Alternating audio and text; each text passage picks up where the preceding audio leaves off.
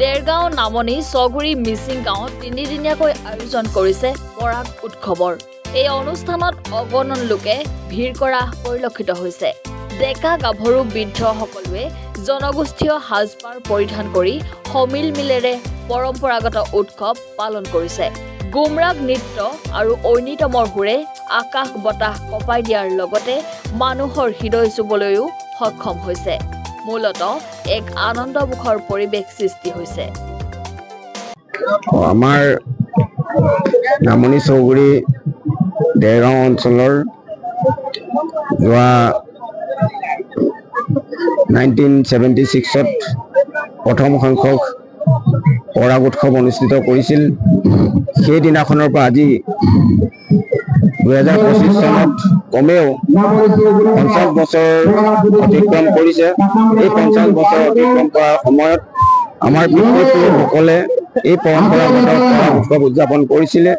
তাৰ দ্বিতীয় সংখ্যক কৰিছিল। তাৰপিছত আমি 25 বৰ্ষত তৃতীয় সংখ্যক পৰাগ উৎসৱ নামনি চৌগুৰি গাঁৱত অনুষ্ঠিত কৰিছিল।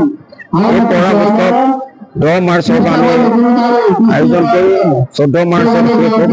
5 দিনৰ কাৰ্যসূচীৰে আমি পৰাগ উৎসৱ আমি অনুষ্ঠিত কৰিছো। জাক জমকতাৰে যোৱা 3 দিন সফল হৈছে বুলি আমি ভাবো। যোৱাকালি আমি মুকলি মঞ্চ এখন মুকলি সভা অনুষ্ঠিত কৰিছিলো। এই মুকলি সভালৈ আমি বহু সন্মানীয় ব্যক্তিক আমন্ত্ৰণ কৰিছিলো। এই আমন্ত্ৰণ কৰা ব্যক্তিসকলৰ যি দিহা পৰামৰ্শ আমি গ্ৰহণ কৰিছো।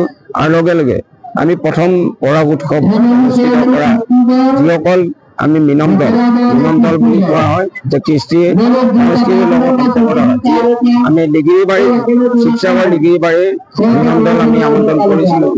আৰু ওচৰৰে আমাৰ চৌগুৰি চাপৰি ধেমাজি কৃষ্টি দল আমি আমন্ত্ৰণ কৰিছো।